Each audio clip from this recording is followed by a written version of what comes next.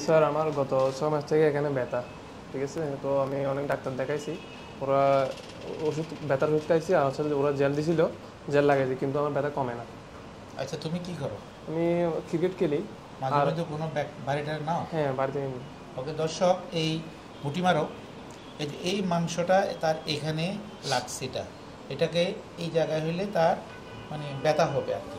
তো এটা হচ্ছে আমরা টেনিস এলবো বলি, অথবা এখানে এক্সটেনশন মাসেল করে এখানে লাগছে।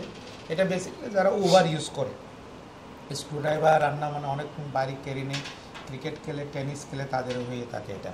তো এই পেশেন্টটা অনেক আগে থেকে তার ভুগতেছে, ওষুধ খাইলে ব্যথা কমে, কিন্তু তাকে দর্শক কোনো এডিএল দেওয়া হয় নাই।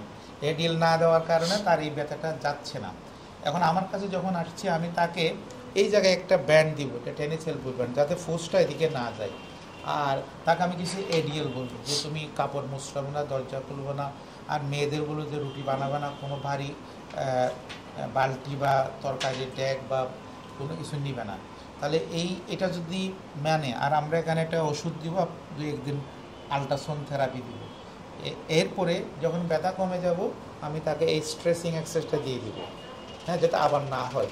আর এখানে একটা ব্যান্ড দিয়ে খেলাধুলা করবে, কাজকর্ম করবে, এটা যদি তার করে, তাহলে এই ব্যথাটা পার্মানেন্টলি চলে যাবে। সবাইকে ধন্যবাদ।